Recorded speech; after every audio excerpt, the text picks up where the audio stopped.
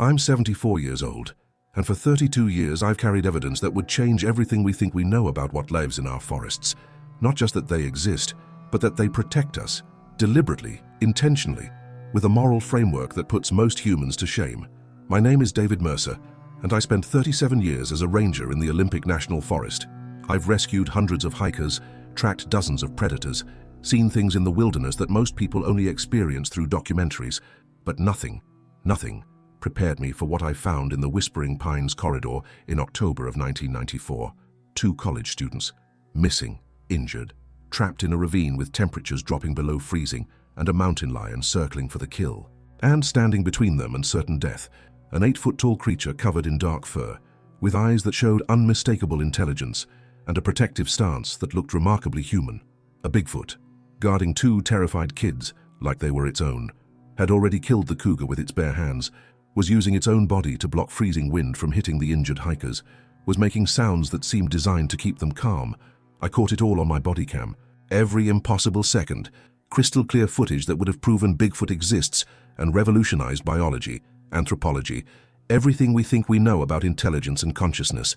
Then I erased it, deliberately, filed a report that lied about what really happened, because those 2 kids called their rescuer a guardian, not a monster, and I realized some truths protect by staying hidden. Some beings deserve privacy more than humanity deserves proof.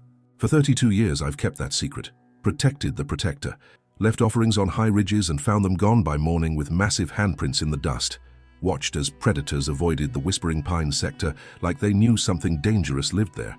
Now I'm dying. Heart disease, the doctors say, maybe 6 months. And before I go, someone needs to know we're not alone in these forests. And sometimes the things we fear are protecting us from things that would actually kill us. Comment below and tell me where you're watching from. Do you live near wilderness?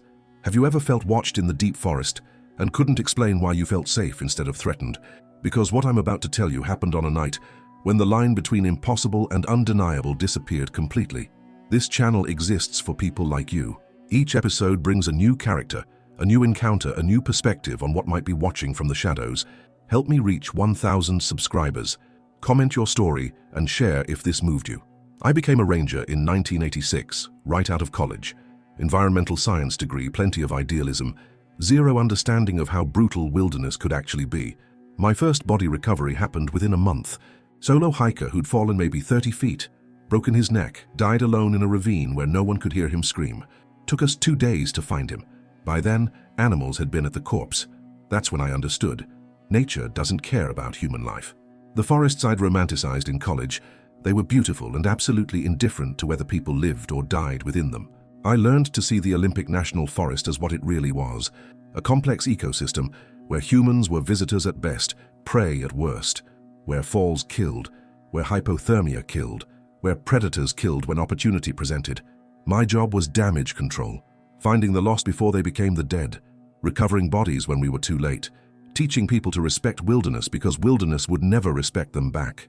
By 1994, I'd done it for 8 years, had maybe 30 rescues under my belt, half a dozen body recoveries, dozens of close calls where we'd found people just in time. I'd become efficient, clinical, professional, saw hikers as statistics.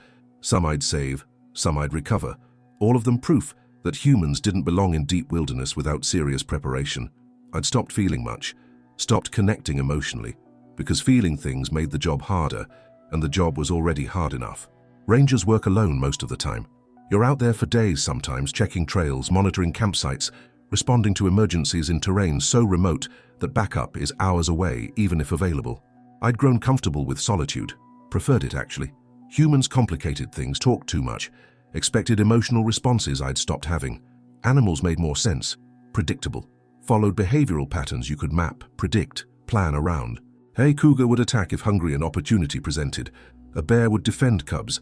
Elk would run from humans. Simple, rational. I'd started thinking of myself less as human, more as part of the forest system. A predator who hunted lost hikers instead of prey animals. A tool that forest management deployed when humans violated natural boundaries. My marriage had failed 2 years before. Sarah couldn't handle the isolation, couldn't understand why I preferred mountains to conversation, couldn't compete with a job that took me away for weeks at a time. "You're more comfortable with trees than with me," she'd said during the final argument. You'd rather be alone than with people. I can't live like that. She wasn't wrong. I had become someone who preferred solitude to companionship, silence to conversation, wilderness to civilization. By fall of 1994, I was 42 years old and completely alone. No wife, no kids, no close friends, just the forest, the job, and the growing sense that I was becoming less human with every year I spent out there. The call came in at 6:45 p.m., right as I was preparing to clock out. Late October, temperature already dropping, darkness coming fast. 2 college students, both experienced hikers, both equipped properly, hadn't returned from the Whispering Pines corridor. They'd checked in that morning, filed a route plan, set an expected return time of 4 p.m. It was now nearly 7 p.m., temperature dropping toward freezing. No sign of them. Could be innocent. Could be they'd just lost track of time, were hiking out now, would show up embarrassed in another hour. But the Whispering Pines corridor was bad terrain. Vertical basalt formations, thick hemlock that obscured visibility, ravines that could swallow someone without a trace. It wasn't beginner territory, but it wasn't forgiving either. Protocol said mount a search immediately. Don't wait for conditions to worsen. I grabbed my gear, pack, first aid, rope, emergency blankets, flares, checked my body cam, new policy that year, document everything for liability purposes. Grabbed my rifle, standard equipment in cougar and bear territory. Headed out alone, because backup wouldn't arrive for hours, and every minute mattered.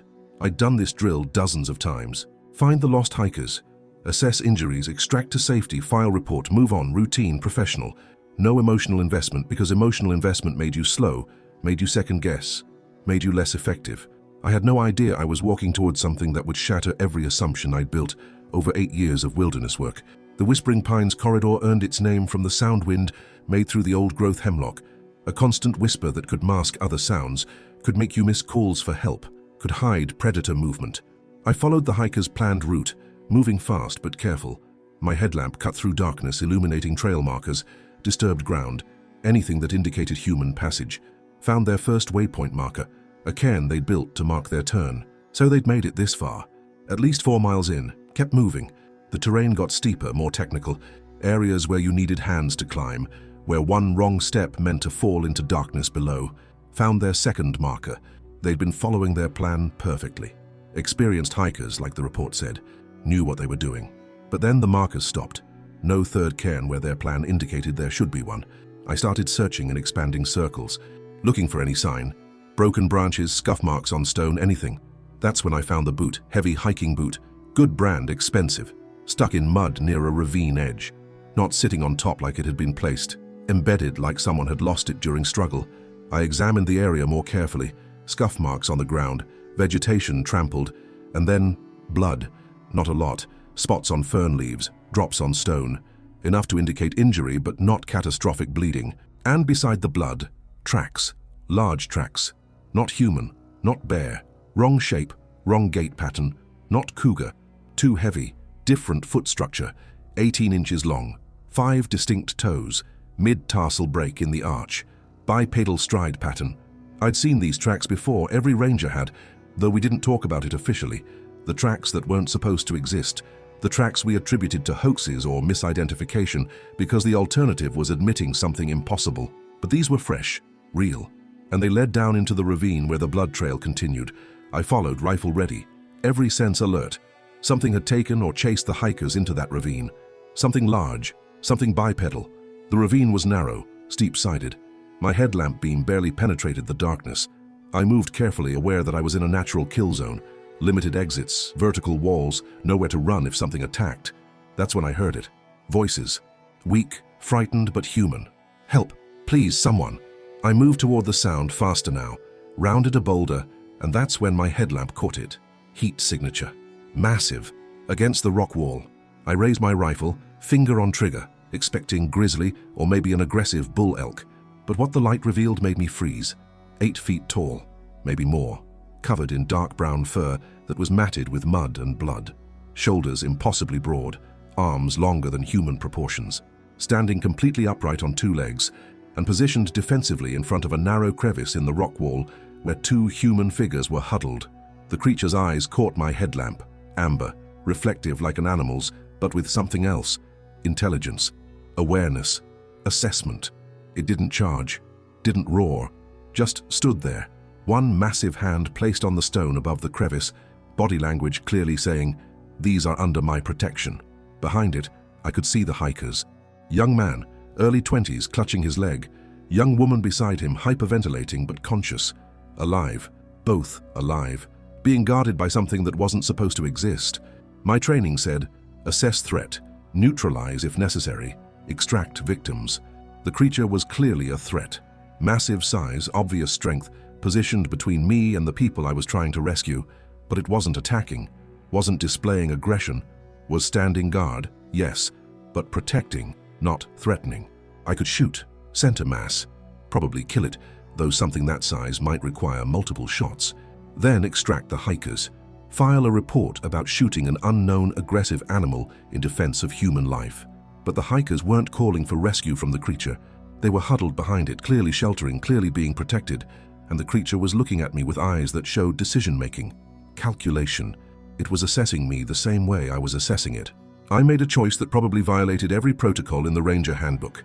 I lowered my rifle, slowly, deliberately, leaned it against a nearby tree, stepped forward with empty hands, visible, non-threatening posture. "I'm here to help," I said, voice steady despite my hammering heart. "I'm not going to hurt anyone, I just need to get these kids to safety." The creature watched me, didn't move, just watched, that massive chest rising and falling with slow, steady breaths. I took another step, kept talking. "You've been protecting them, I can see that, thank you. But they need medical care. The young man's injured. I need to get them out before they die from cold or shock." Still no movement from the creature, but its eyes tracked every motion, every gesture, reading my intent the way I'd learned to read animal behavior. Then it did something I'll never forget. It stepped back, 3 deliberate paces, creating space between itself and the crevice, granting access. But it didn't leave. Stayed close enough to intervene, watching with laser focus to make sure I was actually helping, not threatening. I approached the hikers slowly. The young woman, later learned her name was Amy, was shaking violently. Not just from cold, from shock, fear, probably mild hypothermia. The young man, Marcus, had his left leg bent at an angle that suggested fracture. Clean break, probably from a fall. Painful but survivable with proper treatment. "I'm Ranger Mercer," I said, kneeling beside them. "Can you tell me what happened?" Amy's teeth were chattering so hard she could barely speak. "Cougar, stalking us. Marcus fell, broke his leg. Cat kept circling, getting closer. We were going to die. Then he came," Marcus added, looking at the creature with an expression I recognized. Gratitude, awe. The big man came out of nowhere, killed the cat, been protecting us for hours, keeping us warm. I looked at the creature. It was watching this exchange, head tilted slightly, clearly following the conversation even if it didn't understand words. "Keeping you warm?" I asked. "With his body," Amy said. "Blocks the wind. Makes these sounds that calm us down. Like he knows we're scared and he's trying to help." I shone my light around the ravine. That's when I saw it. Off to the left, partially hidden by brush, a mountain lion carcass. Large male, skull crushed. Single, massive blow. The creature had killed a cougar with its bare hands. To protect 2 humans it had no biological reason to care about. I turned back to the creature. It was still watching, still waiting, still assessing whether I was threat or ally. "Thank you," I said directly to it, "for protecting them, for keeping them alive. I'm going to help them now, get them to safety. Okay?" The creature made a sound. Low frequency, almost subsonic. I felt it in my chest more than heard it with my ears. Then it nodded, clearly unmistakably nodded. Understanding, agreement, partnership. I just communicated with a Bigfoot, and it had responded. I worked quickly but carefully, stabilized Marcus's leg with a splint made from branches and rope, wrapped both kids in emergency blankets, gave them water, energy bars, anything to boost their core temperature and blood sugar. The whole time the creature watched, didn't interfere, didn't help, just maintained vigil, making sure I followed through on my promise to help instead of harm. My body cam was recording everything, every impossible second. The creature's size, its posture, its clear protective behavior, evidence that would change science forever. Part of me was already thinking, this is huge, this is proof, this will make history. But another part, the part that had just watched this being protect 2 humans for hours, was thinking, this will destroy it. Revelation means capture, study, loss of freedom. "We need to move," I said to the kids. "Can you walk, Marcus? I'll support you." "I'll try," he said, grimacing. I helped him stand, took most of his weight. Amy stood on her own, steadier now with food and water. We started moving toward the ravine exit, slow progress. Marcus was in obvious pain, but he pushed through. The The creature followed, not close, maybe 20 feet back, but clearly shadowing us, escorting, making sure we reached safety. Halfway up the ravine, I heard voices. My backup had finally arrived. Search team with flashlights calling out. "Here," I shouted back. "Found them. We're in the East Ravine." The creature heard the voices too, immediately melted into shadows, disappeared so completely I couldn't track where it had gone despite knowing exactly where it had been standing. The search team arrived, 3 rangers, 2 volunteer responders. Saw me with the injured hikers, immediately shifted to extraction mode. "What happened?" Tom, the lead ranger, asked while helping support Marcus. "Fell," I said. "Broke his leg. They've been sheltering in the ravine. Got lucky with the weather holding." "What about the cougar?" Tom gestured to the carcass I'd seen. "They must have spotted it on their approach."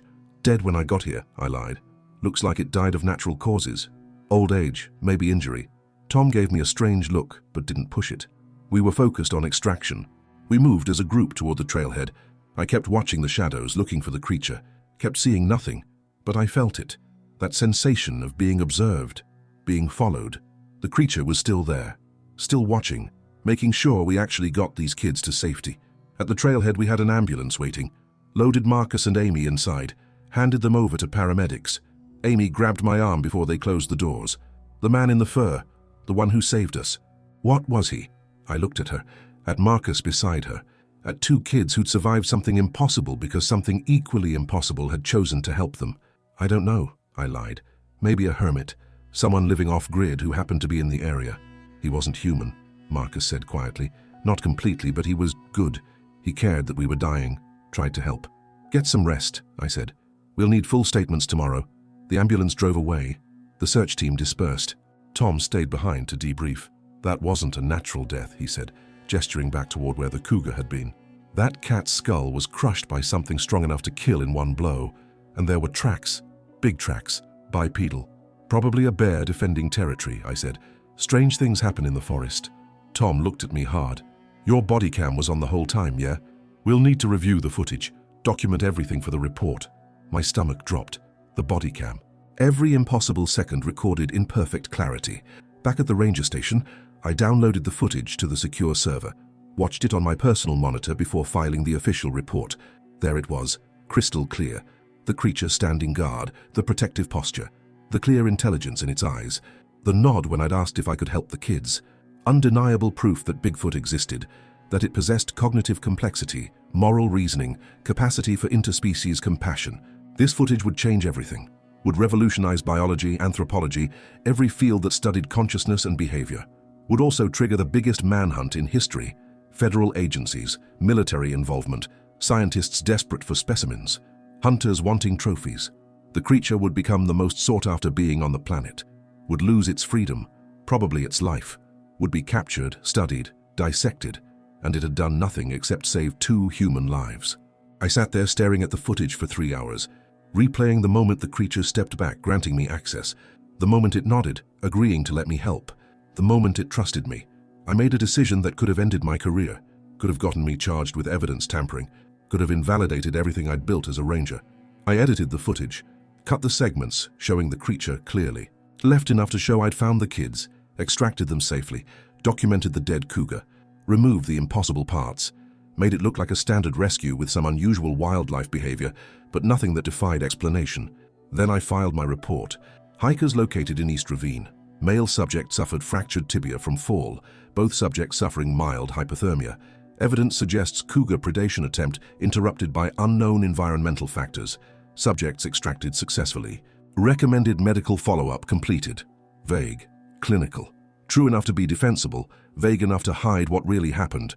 I saved the original footage to a personal drive, encrypted it, hid it somewhere it would never be found unless I chose to reveal it. Then I went home and tried to sleep, knowing I'd just committed career suicide to protect something most people thought was mythology. The next morning, Tom reviewed my edited footage, watched it twice, then looked at me with an expression I couldn't quite read. "That's it?" he asked. "At nothing else?" "That's everything," I lied. "The kids have been telling some interesting stories about a big man covered in fur who killed the cougar and kept them warm. You hear any of that? They were in shock, cold, injured. People hallucinate under those conditions." Tom was quiet for a long moment. Then, "Yeah, shock and hypothermia makes people see things that aren't there. but his tone suggested he didn't entirely believe it.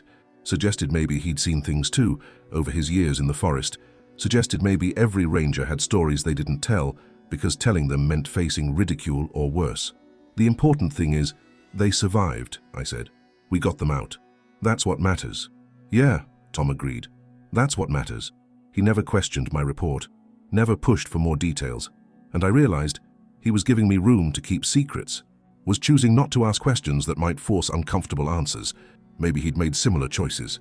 Maybe every ranger who'd worked these forests long enough had faced moments where the impossible became undeniable, and they'd had to decide, reveal or protect. I'd chosen protection, had chosen to honor the trust a creature had shown by stepping back, by nodding, by allowing me to help, had chosen to protect the protector. And I'd spend the next 32 years living with that choice, never quite sure if I'd done the right thing, but never quite regretting it either. If you're still watching, if this story is resonating with something in you, some understanding that not all truth needs telling, that some beings deserve protection more than we deserve proof, subscribe, hit that button. Because what happened next proved that protection goes both ways, that some relationships persist across decades and species. Stay with me. Now, the years that followed, I couldn't stay away from the Whispering Pines corridor. Started making excuses to patrol that sector more frequently, monitoring cougar activity, checking trail conditions, documenting seasonal wildlife patterns. Really, I was looking for signs, evidence the creature still lived in that area, proof it hadn't been driven out or killed, found tracks occasionally. The massive 18-inch prints, always in remote areas, always leading deeper into terrain most humans never reached.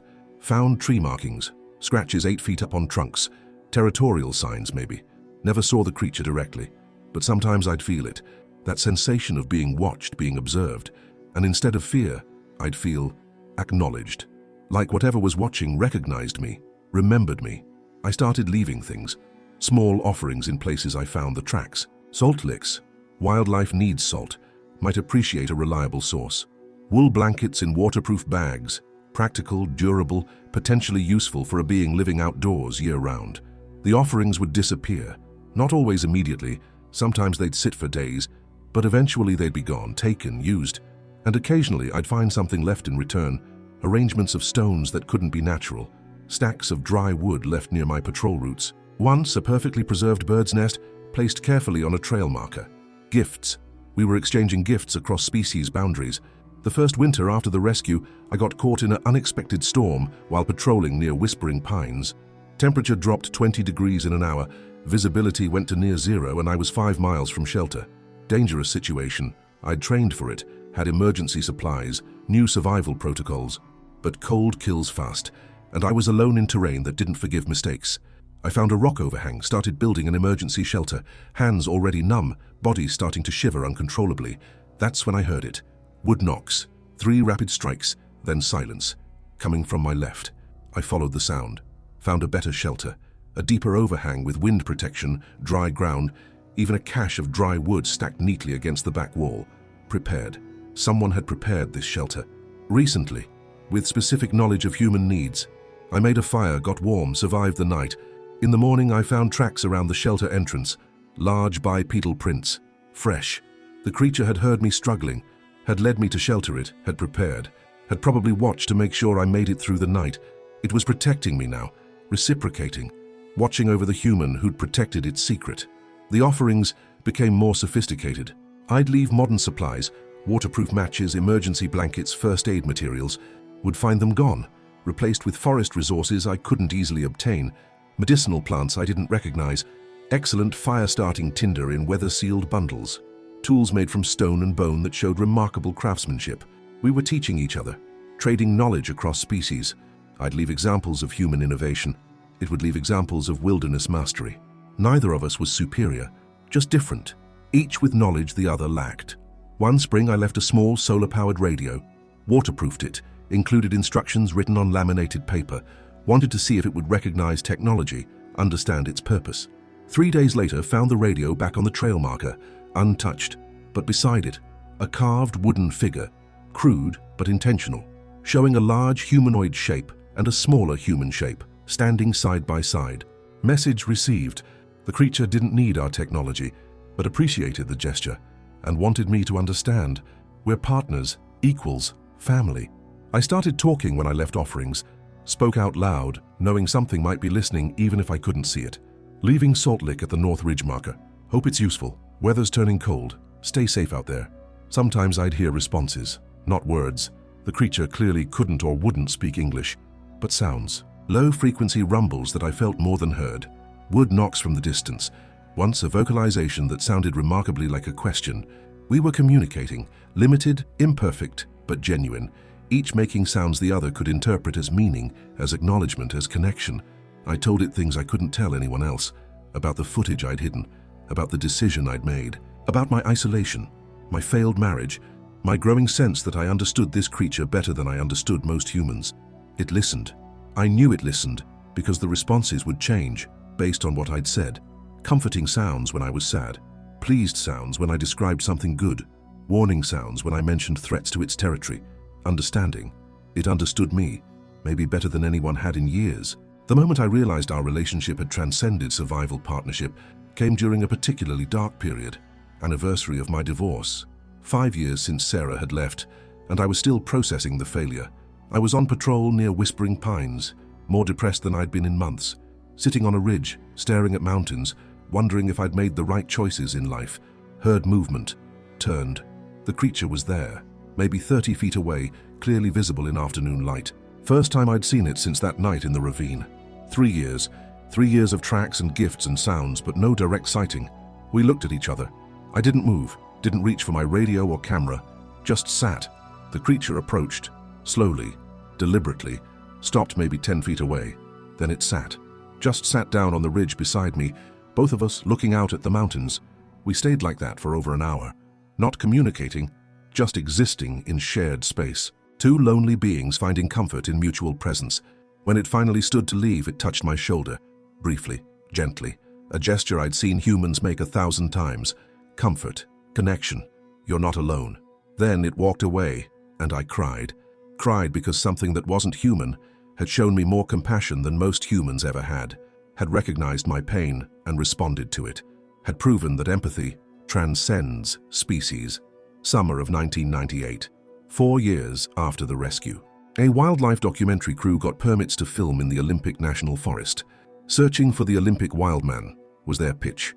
Reality TV was taking off, cryptid shows were popular, and they'd gotten funding to spend 6 weeks searching for Bigfoot. I couldn't stop them. They had legitimate permits, were following regulations, had every right to be there. But I knew what would happen if they actually found anything. Knew the creature I'd been protecting would become the most hunted being on the planet. I tried to redirect them. Suggested areas far from Whispering Pines, claimed those regions had more sightings and evidence, fed them bad information while maintaining plausible deniability. But they had researchers, had analyzed historical reports, and they kept gravitating toward the Whispering Pines corridor, toward exactly where I knew the creature lived. 3 weeks into filming, they found tracks. Fresh, clear, massive tracks in mud near a creek, exactly what they'd been looking for. The crew went crazy, started setting up camera traps, motion sensors, night vision equipment, turned the area into a surveillance zone. I tried to warn the creature, left messages at our usual exchange points, knocked wood in patterns we developed, tried everything I could think of to signal danger, but I had no way to know if it understood, no way to be sure it would stay away. The crew's cameras caught something, brief, blurry, but enough to look plausibly real. A large bipedal figure moving through trees maybe 100 yards from their camp. They were ecstatic, started planning how to track it, how to get closer, how to capture better footage. I was terrified, knew that if they succeeded, the creature would lose everything. Its freedom, its privacy, its life as it had lived it. I couldn't sleep. Spent nights lying awake, wondering if I'd made a terrible mistake years ago. If hiding the footage had only delayed the inevitable. If trying to protect the creature was futile, when dozens of cameras were now searching for it. Started spending every off-duty hour near Whispering Pines, watching, waiting, trying to be present if something went wrong. The documentary crew extended their permit, then extended it again. They were obsessed now, convinced they were on the verge of the discovery of the century. And they were. That was the problem. One morning I found signs of a confrontation at one of our exchange points. The salt lick I'd left was scattered. The ground was torn up. Deep gouges in tree bark suggesting something had vented frustration or rage. The creature was angry. At the intrusion. At the constant surveillance. Maybe at me for not preventing it. For 2 weeks, I found no signs of its presence. No tracks. No gifts. No responses to my signals, just silence and absence. I thought I'd lost it. Thought the documentary crew had driven it away permanently. Thought I'd failed the one being who'd trusted me enough to reveal itself. The documentary crew finally gave up. 6 weeks became 8, then 10. They'd burned through their budget, captured maybe 30 seconds of ambiguous footage, and faced network pressure to wrap production. They left disappointed but hopeful. "We've got enough for a special," the producer told me. "Won't prove anything definitively, but it'll raise questions. Keep people talking." I said nothing. Just watched them pack equipment and drive away, hoping their footage was too ambiguous to trigger serious follow-up. 2 days after they left, I found fresh tracks at our exchange point. The creature had returned, waited until the threat passed, then came back. And there was a gift.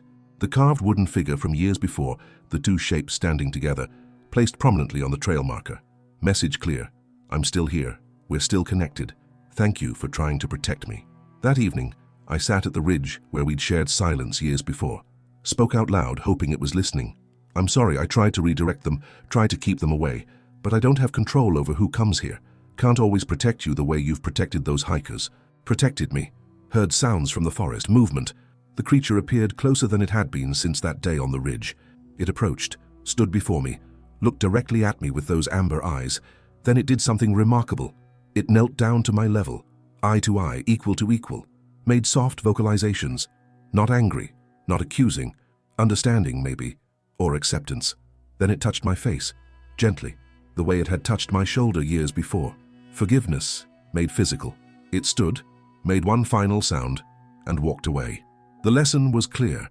Forgiveness isn't about preventing all harm. It's about recognizing effort, acknowledging intent, understanding that protection isn't always possible, but is always meaningful when attempted. The creature forgave me for failing to prevent the intrusion because it recognized I'd tried. That trying mattered, even when trying wasn't enough. That's grace. That's mercy. That's proof that moral sophistication exists beyond human boundaries. The creature protected those hikers. I protected the creature by hiding evidence. The creature then protected me during that winter storm. I protected it again during the documentary threat. Protection flowing both ways, each of us watching out for the other, each using our unique capabilities, my access to human systems, its wilderness mastery, to keep the other safe. The lesson: protection isn't one-directional. Real relationships involve mutual safeguarding, each party using their strengths to compensate for the other's vulnerabilities. The creature couldn't speak English, couldn't use technology, couldn't operate in human society, but it could kill a cougar with its bare hands, could read weather patterns I missed, could navigate terrain that would kill most humans, could recognize moral worth in beings from another species. Different intelligence, not less, just different. The lesson: stop measuring intelligence against human norms. Look for problem-solving, emotional complexity, moral reasoning. Those exist in forms that don't match our templates. I had footage that would prove Bigfoot exists, could have changed science, made me famous, validated decades of sightings and stories. But releasing it would have destroyed what it proved, would have turned the creature from free being into hunted specimen. Some truths cause more harm than the lies that conceal them. The lesson: not all knowledge should be shared. Some mysteries protect more through remaining mysterious. Revelation isn't always ethical. The creature chose to save those hikers, made a moral decision to risk itself protecting beings from another species who couldn't reciprocate, couldn't even understand what was being done for them. That's sophisticated moral reasoning. That's choosing right action over self-interest. That's proof that ethics aren't uniquely human. The lesson: morality isn't about species or intelligence or language. It's about recognizing suffering and choosing to alleviate it, even at personal cost. All those years, leaving gifts, making sounds, sitting in shared silence, building relationship through consistent presence and mutual attention. That created bond, real bond, across impossible biological divide, created family through deliberate, sustained choosing of each other. The lesson: presence is the foundation of all meaningful relationships. Show up, be consistent, pay attention. That's how connection forms, regardless of who or what you're connecting with. By 2010, I'd been a ranger for 24 years, was 60 years old, body showing the wear of decades in harsh terrain, knees that protested climbs, back that ached after long patrols. I was slowing down, still capable, still effective, but no longer the 42-year-old who'd sprinted into ravines. Retirement was maybe 5 years away. The creature was aging too. I could tell from its tracks. deeper imprints suggesting heavier weight, shorter stride indicating less mobility. From the glimpses I'd catch, more silver in its fur, slower movements. We were both old, both nearing the end of our functional years. Awareness of time limit. One evening at our ridge, I spoke what we both knew. We're getting old, both of us. Don't know how much time we have left. Wanted to say, thank you. For saving those kids. For teaching me that the world is stranger and more wonderful than I thought. For being my friend when I didn't think I'd ever have one again. Heard sounds from the forest. The creature appeared, slow now, moving with the careful deliberation of age. It sat beside me, like that first time years ago. But this time, we both knew. These shared moments were limited. Time was running out. Increasing physical intimacy. As we both aged, our interactions became more comfortable, more intimate. The boundaries that had existed in early years dissolved completely. The creature would rest its hand on my shoulder during our shared silences. I'd touch its arm, feeling the coarse fur, the powerful muscle beneath. Connection through touch as well as presence. We'd sit closer. Sometimes the creature would lean against the same rock I was using, our backs touching, sharing warmth, sharing space, pack behavior, family behavior. One winter evening, I fell asleep during our vigil. Woke hours later to find myself covered with the emergency blanket I'd left weeks before. The creature had retrieved it, placed it over me while I slept, ensured I didn't freeze. Still protecting, still caring, even when old and tired, still family. Spring of 2023. I was 73 years old, officially retired from the Rangers, but still living near the Olympic boundary, still leaving offerings, still maintaining the relationship. One morning I found something different at our exchange point, a carving, more sophisticated than any before, showing two figures, one large, one small, in remarkable detail, but this one showed them walking together, not standing, walking, moving forward, together, and behind the figures, a trail, path leading into distance, symbolic representation of journey, of time passing, of lives lived in parallel. The creature was saying goodbye, or acknowledging that goodbye was coming, wanting me to understand what we built together mattered. What we shared transcends our individual lives. I took the carving home, placed it on my mantle, where I could see it every day. I understand, I said to the empty forest the next time I visited our ridge. I understand, and I'm grateful for everything. Heard one final sound, that low-frequency rumble I'd come to recognize as acknowledgement, affirmation, love, then silence. The companionable silence we'd shared for almost 30 years. I knew the end was coming when I stopped finding fresh tracks, when the offerings I left went untouched for weeks, when the forest felt empty in a way it hadn't felt since before that night in the ravine. Winter of 2024, I was 74. The creature, I still didn't know if it was male or female, old or ancient, but I thought of it as friend regardless, had probably reached the end of its natural lifespan. I visited our ridge one final time, sat in our usual spot, waited, no sounds, no presence, just wind through trees and the weight of knowing something had ended. But then, as twilight deepened, I heard it. Faint, distant, the wood knock pattern we'd used for decades. 3 slow strikes, pause, 2 quick strikes. Our signal, our way of saying, I'm here, I see you, you matter. I knocked back, used a fallen branch against a tree trunk. 3 slow, 2 quick. Heard response, fainter now, further away, but there. One final exchange, one final acknowledgement, across the distance, across the years, across the impossible divide we'd somehow bridged. Then silence, real silence, final silence. I sat on that ridge until full dark, until cold drove me home, until I had to accept that was goodbye. The creature was dying somewhere deep in the wilderness it had protected, alone, probably, in peace, hopefully. It had given me 30 years of connection, 30 years of proof that consciousness and compassion transcend species, 30 years of being less alone, and I'd given it protection, secrecy, the gift of remaining free and hidden while still having one human who knew it existed and valued that existence. Fair trade, honorable trade, family taking care of family until the very end. I never found a body, never found final evidence. The creature disappeared into the wilderness that had always protected it, leaving no trace except memories and carvings and the knowledge I carry. I like to think it chose its ending, found a deep cave or hidden valley, lay down in peace, returned to the forest that had given it life. I like to think it died knowing it had protected countless hikers over its lifetime, had saved at least 2 I knew about, had built friendship with one human who'd honored that friendship by keeping it secret. I like to think it died content, Knowing it had lived well, mattered to someone, made the world slightly better through its existence. But I don't know, can't know. That's the price of protecting through secrecy. You lose the certainty of knowing what happened next. Small price, worth paying. Would pay it again without hesitation. I'm 74 years old, dying. Heart disease that's going to kill me soon, doctors say. And before I go, I needed to tell someone. We're not alone in the forests, and sometimes the things we fear are protecting us. Here's what 30 years of friendship with a Bigfoot taught me. Protection is reciprocal. The creature protected those hikers. I protected the creature. We protected each other across decades. Real relationships involve mutual safeguarding, each using their strengths to compensate for the other's vulnerabilities.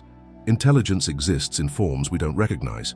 The creature couldn't speak English, couldn't use tools, couldn't operate in human society, but it could navigate impossible terrain, read weather I couldn't predict, make moral decisions that required sophisticated reasoning. Different intelligence doesn't mean lesser intelligence. Some truths protect through remaining secret. I had proof that would have changed science, hid it to protect the being that proof would have destroyed. That was the right choice. Some mysteries deserve to stay mysterious. Moral systems transcend species. The creature chose to save beings from another species, made moral decisions based on recognition of suffering and desire to alleviate it. Ethics aren't uniquely human. They're universal principles that emerge wherever consciousness exists. Most importantly, presence creates family. 30 years of showing up, leaving gifts, making sounds, sharing silence. That created bond, real bond. Proof that family is built through choice and consistency, not through biology. The creature is gone now, probably died sometime in the last year. I felt its absence before I knew it intellectually. The forest feels different, emptier, like something vital has been removed. But what it taught me remains. The knowledge that consciousness wears many forms, that compassion transcends species, that protection is the highest form of love. I keep the carvings, physical proof that it existed, that we existed together, that our impossible friendship was real. I still leave offerings sometimes, old habit, ritual maintained even when the recipient is gone. Wheat I scatter for the forest creatures. Salt I leave on high ridges. Blankets I place in sheltered spots.